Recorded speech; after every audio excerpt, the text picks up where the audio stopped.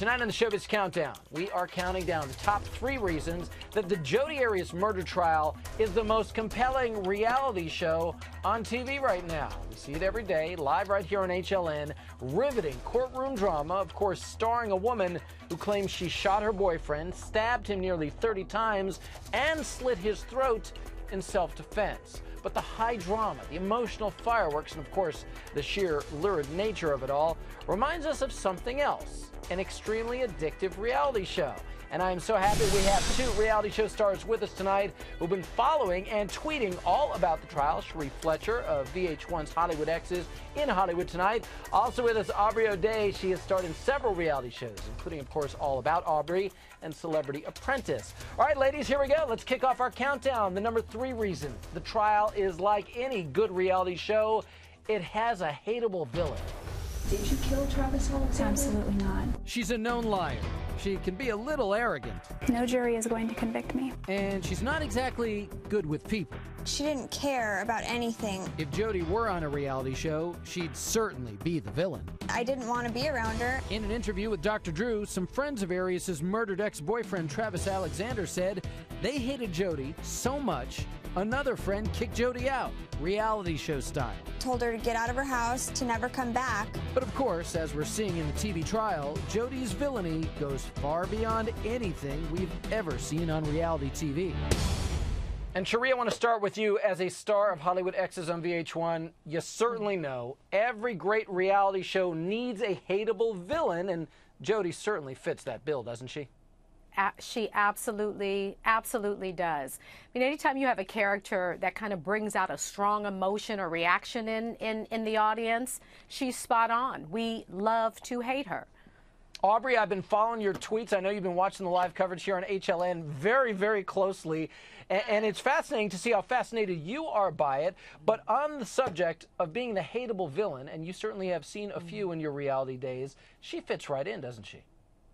You know, she has a lot of nerve. She comes at the prosecutor in disrespectful, very arrogant ways, and you almost love to hate her, and those are the best villains on television. Yeah, and it's always interesting to see the way she's playing off of the prosecutor and the back and forth there. And when you have a villain on reality shows, you have that conflict. It almost always happens. That brings us to number 2 on our Showbiz Countdown of the ways the Arias trial is just like a reality show. All of that dramatic conflict between the 2 main characters. In this case, we're talking about Jodi and prosecutor Juan Martinez always going at it. Are you having problems understanding again what's going on? Sometimes, because you go in circles. It's the conflict that's made the Jodi Arias trial riveting TV viewing. Jodi Arias versus prosecutor Juan Martinez. Yes or no? I was saying no when you interrupted me. Like the antagonists in any reality show, it is clear these 2 flat out don't like each other. Do you believe the reason that you can't be effective on the witness stand is because somebody is asking you questions in a way you don't like? Jodi's responses to him ooze contempt. I think I'm more focused on your posture and your tone and your anger. And Martinez makes no attempt to hide his feelings that Jodi's a cold-blooded killer. Ma'am, were you crying when you were shooting him? It's the most riveting personality conflict on TV. All right, Cherie, now, if we saw Jodi taking on Martinez in your average everyday reality show, maybe we'd see him out in a restaurant flipping tables and pulling hair or something like that. But watching them in this context, these 2 could definitely be on a reality show the way we see them go after each other. Absolutely. You know, it makes for riveting, good, entertaining television. She is the epitome of arrogance to me. I think this is, you know, Travis kind of said it best. You know, everybody's a part of her sick agenda. And I really think she is loving every moment of this whole thing. And I think for Martinez, it's hard to have a conversation with somebody who doesn't have the same story, who changes at every whim, and then when they don't want to answer a question, they're in a fog. And I kind of think also his approach is giving her a taste of her own medicine. He's being very aggressive, kind of like the way she killed Travis. Yeah, Aubrey, you know, I watched the 2 of them go at it, and I sort of remember the way people were going at it during your season of Celebrity Apprentice. Right. The headbutting that was going on was very similar to what we're seeing in the courtroom there. Right. I mean, but Celebrity Apprentice, we're fighting for charities. We're fighting for raising money. She's fighting for her life. And this is the man that is fighting to potentially take it away from her. And so the stakes are, you know, unlike reality TV, very real. And I believe that an attorney like Juan Martinez, who's had a great education, who obviously is a very capable prosecutor, is probably coming at it with more of an intent to expose her. I think when you get mouthy or you challenge somebody that doesn't like to be challenged, they go from being a sweet, demure, you know, poor Jodi Arias to kind of mouthy and like, you're not going to get the best of me. And we're seeing her come out with that attitude, and we're seeing that more and more flagrant as their communication grew and grew. And I believe that he's exposing her, and I believe that it's probably part of a plan that he's had for a very long time. Yeah, you watch the way he goes after her, and a lot of people are agreeing he's not really doing that to put on a show. This is something he is genuinely feeling and living out as we're watching it. And again, kind of in the same way we see reality shows play out. Now, Cherie, you've been tweeting about the trial. What is it to you about the constant reality show-like showdowns between Jodi and the prosecutor that have you particularly riled up?